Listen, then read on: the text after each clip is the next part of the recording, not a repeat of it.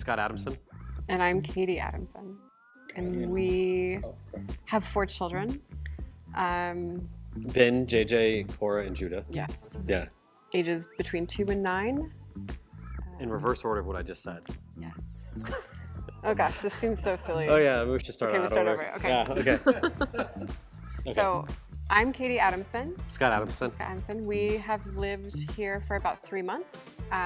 We originally have visited church first a couple of times when we've come to visit family. My brother and his wife have lived out here for a long time. And so we used to come visit. When we visit them, we visit the church. And then my parents moved here a couple of years ago. And so when we moved out here, we thought about looking at places closer to where we lived because we live very far north of here, about 45 minutes or so. And we decided, of course, we'll start with where our family goes and never felt the need to look anywhere else. So my name is Annette, and I came out to Albuquerque on a journey, like at the end of a long journey, and found my home out here. I found first through a friend. She was coming to church on Sundays here at first. And so when I would see her on our Tuesday walks, she would tell me about what she learned in church and how it felt so good to her, and we would talk about things. And so I started coming out with her. It felt good, so I kept coming back. So really, this is what I tell my friends about why I keep coming back to First, and it's because of my first time in this church. One of Brady's sermons was about floating down a river on inner tubes. I totally understood what he was talking about. Like, I had that experience, and that he was able to make such a story relatable to the lesson that he was teaching from the Bible that day really sung to like my adventurous heart, right? Because I'm outdoors all the time. And so for Brady to talk about something so simple that we've all done with our friends, it was just like, yeah, this is my home. This is where I belong. Reminded me that like, yeah, it's real here. It's really applicable to life. And it's fun. It can be fun. You can do fun things and still be Christian. That's it. That's it. That's why I come back for the fun stories on Sunday morning. I'm Randy Summers. This is my wife, Candace. I'll go ahead and introduce her. And we're longtime members. Well, this was back in 1981. We moved here, and she was 4 months pregnant with our twins. Our first 2, and we had to find a church fast. So we spent about 3 Sundays and decided this was the place. We've each done just a little bit of everything pretty much, but I'm currently active in the worship ministry, singing. Well, I like to work with kids, and the littler the better. And I've done that for a long time, and that's my passion anyway. I think it's the relationships with the people here in the body that made us want to continue coming here. Not that we haven't had our struggles. Getting back involved now is pretty exciting because the atmosphere, I think, has changed a lot and things are looking up. My name's Aiden Peck. I used to come here around 2015 when Nick was running the youth group. I attended for at least like 3 or 4 months. It's kind of the first time I'd actually attended a youth group like that. A lot of it was, the usual Sunday school stuff, but that's very different than being, detached from that school-like element, Never actually attended a real sermon or like a actual Sunday, a Sunday morning. So years later, I decided to contact Nick. He's like, oh, I'm not even in the state anymore. And so that kind of prompted me to come investigate for myself. Everything kind of domino affected, coming that first morning, everybody noticed a new face. And then we got talking, I think that afternoon, about starting some sort of college group. Coming back has been the difference between going to a church that, I know a few people there, but I could easily skip a day if I don't feel like it. Nice to have that accountability, but not only that, but seeing people actually that real sense of community not just the 4 or 5 people you know within a mega church. Well, we're Todd and Ann Zeter, and you can tell how long you've been going. I've been here since 1985, and I think you were here a couple. I came here in 1982.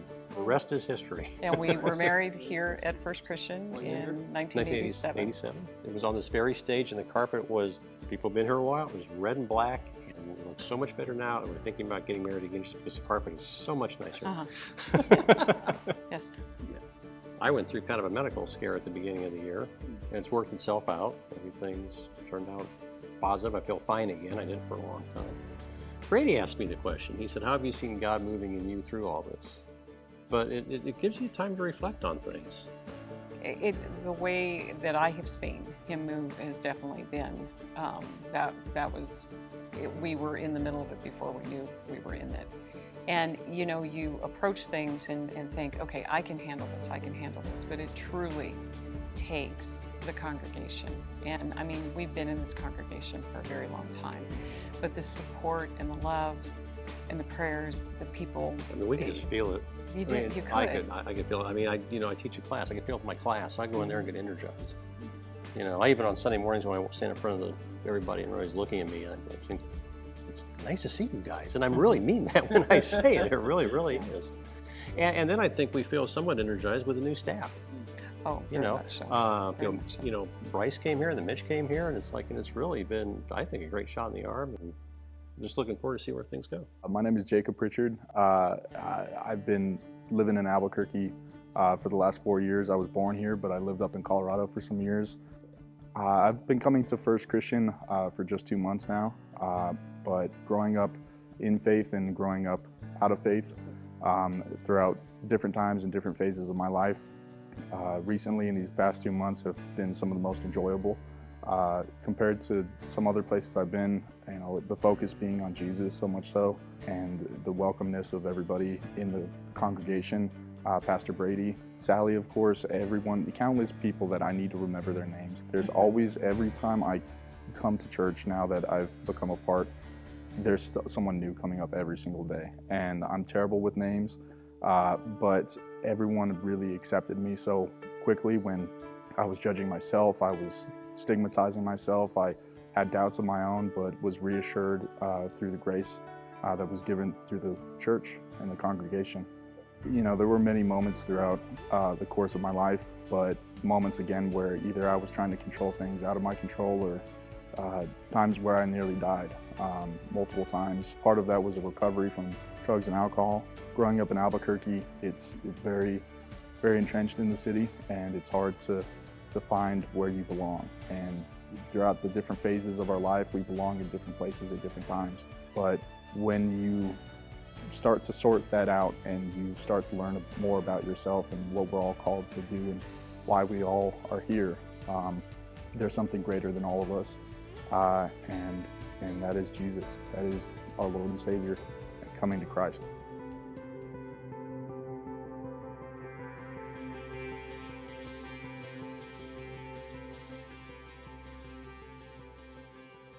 Following Jesus is new for me this year. It has actually become a bigger part of my life. I got baptized here earlier this year. That was really special, right? I got baptized with my friend that brought me and her daughter. It's probably spontaneous to a lot of people. It's been something on my head for a long time that I was never baptized. It's kind of bothered me. I was on my Tuesday walk with my friend, and she was really excited. We talk about all these different things. We talk about life in general. She was really excited to tell me that she was getting baptized. Oh yeah, I'm getting baptized. I was like, wow, I want to get baptized too. And she stopped and she was like, really? Don't you want to think about this? I said, no, when are you getting baptized? I want to get baptized too. She's like, well, you should talk to Brady about this. I was like, well, yeah, of course I'll talk to Brady about this. I'm not just going to jump in the pool, but I'm very serious. I want to get baptized. So I was driving home from our hike, and I had thought about it, and I looked up to the side, and in my heart, I was just like, yeah, I'm really going to do this. And I looked up to the side over the Sandia Mountains. There was this giant rainbow. It was huge. And I just took that as confirmation. God wants me to be baptized. He wants his children back. And so I'm back. Yeah, it's not all rainbows. Brady told me it's all rainbows, and you can't make your decisions based on rainbows. But this one I'm sticking with. that was a huge part of moving forward and kind of my spiritual journey and everything, because he was an elder pastor.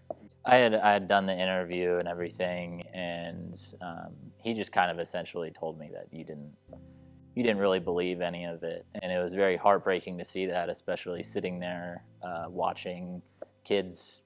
I was 11 at the time, kids half my age getting baptized, and so I didn't understand where the disconnect was of, I don't understand what I was learning. Like, it was very odd to me, and so that kind of pushed me out of the church for like years. You know, coming here has really revitalized that, and I could thank a lot of my closer friends who had kind of helped build that up to this point. You know, so finding a real, actual home church, it's kind of brought me back into picking up where I left off. It is not having the consistency of going to church all the time. It takes a toll, you know, on your faith and on your walk.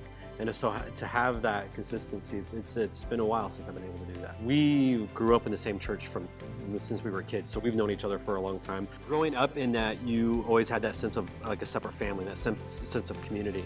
And us moving around all the times, that's what we missed with our kids. And like, we don't feel like we're giving this to them, you know, especially in our last church. It was really hard for us to attend every Sunday because we had to cross an international border to go to church. And so there was times like, yep, not making it today. There might be a race, like a 5K, the road's closed. Or a protest. Or a protest. The road was closed. Or the border is just, you can't, there's a protest at the border. Right. Well, unfortunately, it never felt like a loss to miss church Right. back then, because the church wasn't as fulfilling as we hoped it would be. So there was no sense of that family, no sense of that community that we've been able to establish here very quickly. Yeah. And it's more important for the kids in that sense because we're able to give them what we had at that age. Yeah, and that's been now. nice as adults too, to feel like people recognize us and say hello, and like, Yeah. that's one thing that was a big deal here, is it felt immediately like a family, and that we were already part of the community, which just, it was really nice. Yes. I haven't attended like regular service and listened to a sermon in a couple of years, because I had to be, you know, with my kids, or we didn't make it. My son would not allow me to be in the big church with the big people. I had to be in the little church with him because he just wasn't okay with that. And here he's been able to stay by himself. And so I actually get to hear a sermon. I didn't realize how much I missed it, I think, and the toll that it took. And so renewing that walk in that way has been awesome. Honestly, too, I have missed singing so much. And so being able to just participate in worship in any way has, it's been really great. The atmosphere in the worship service itself is different. It feels different and it feels good. And again, not that that's what we're here for, but I feel God's presence in worship. I started working downstairs again with the kids. Like I said, I really enjoy working with kids, and I'm happy to be doing that. I've long been involved in certain areas of ministry, but I'm involved in new areas that are new for me anyway, in terms of, you know, the getting involved in the international missions work, and then even more recently here, getting involved in some of the local missions, the neighborhood connections work, and working with Rachel and her team in terms of, you know, figuring out how we move forward, you know, with Family Promise and Peanut Butter and Jelly and other activities that we have going on. And that's brand new for me, and so that's kind of exciting. In the past year or so, my journey's been more a personal spiritual journey. I have instituted what I call my morning pilgrimage, and I have some readings that I do, and prayers and meditation, and that's been helpful to me in following Jesus recently. Again, it's more personal, not necessarily a corporate thing, but I think that by me renewing myself, that I also, you know, can be a better team player. Well, I think new disciplines for me, because it is difficult to just be here every other Sunday. And that's something I've had with the work that I do. That's just what it is. I had gotten away from doing like my morning devotionals, and I really, really was missing that. And especially when Todd was going through everything that he was going through, I thought, I really need that. I'm really trying to get back into that and setting time for that and making sure that I have time for prayer because I'm not here.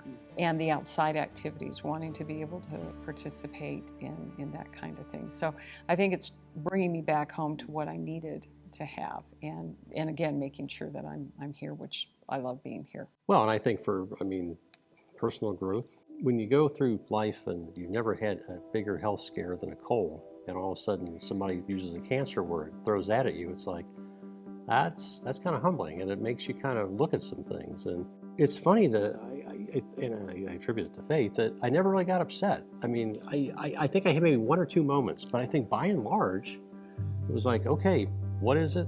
What can we do about it? That was my big thing. And beyond that, it was just something that, hey, God's been with us every step of the way. Every job I've gotten is because He's directed me through an open door. Every relationship I've gotten, my wife, everything is, I am totally convinced this is the path God wanted me to take. And as I get older, that's only become stronger. What was kind of neat to see was how our sons reacted to it.